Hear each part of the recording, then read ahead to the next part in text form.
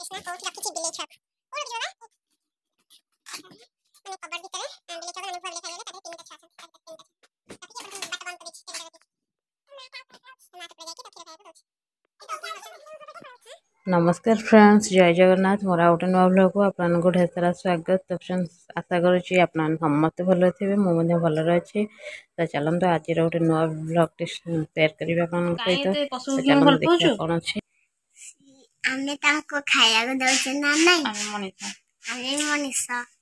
मनीष आम कथा न बुझिले आ किए सब बुझ या कहूँ ना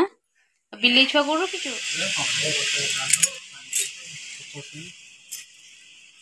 षंढ को भोक हो ना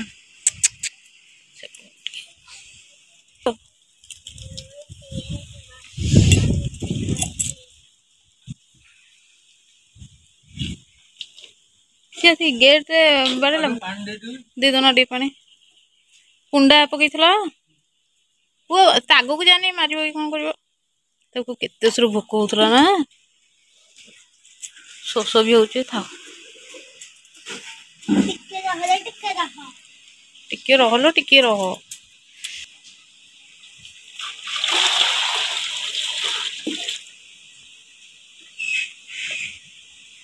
जानी बोधे ये मुंड मार्ला मो भाविली गाई गुरा किए मुंड मार्ती मुझे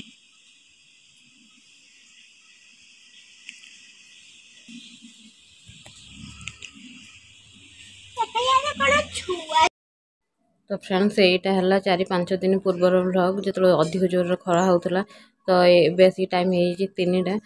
मो सोफा पर बसी थी तो षंढ सियाड़ बोबेक आसला गेट रे सिंह मारला मु जानी पारे से अन्न षंढ से आमको डाकिला से खाइबा देले केमती हो मनीष जेहेतु आम से कथा बुझे चिमिरी चढ़ी घर को पकई दे दांड दे तो कौन करवा कौन रखा बड़ हेल्ले कौन हम अरे एत छाड़ दे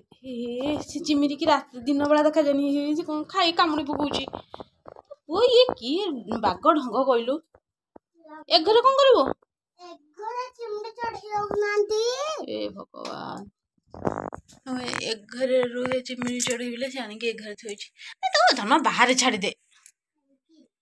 छाड़े छाड़े छाड़े छाड़े था छाड़े नाई नहीं मरनी से छाड़े जहाँ तो साबुन लगे धोबू घर रखी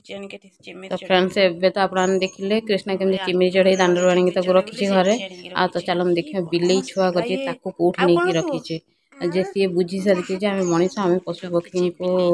माने स्नेह ममता करवा दरकार पालिया पोषिया दरकार। तो देखो ये बिलेई रखी मो रूम कबड़ जो ता ऊपर नहीं रखी ना छोट छुआ बिले को भुआ बिले गुरा खाई दिखती आम बहुत बिले भी खाई दिए भुआ बिले आसिक तो मो रूम आनिक रखी टेडीटा भी रखी ना बिले गुरा खसी पड़े बोली भी बहुत बढ़िया हो खेलने ये मसकर छुआ हो गला आसिक आके बड़ हो काढ़ीदेवी तापर से कबड़ भीतर सफा करदे तो एमती आज ब्लॉग। तो चलते आउ कि भी आप शेयर कर दूचे। तो फ्रेंड्स देखो से षंढटा जो देखी दिन बेला जो षंढटा पीला तो 2 दिन पर पुणी सन्ध्या बेला आसिक बहुत भी भोक हो तो सी आसिक गेट ठिया कि सेमती अड़ी छाड़ी तो ये भी आसते आसिक गोटे तोराणी आ कुंडा टे देदेले एबे तो सन्ध्या हो अंधार हो भल देखा जाऊनी तो आपने भी जी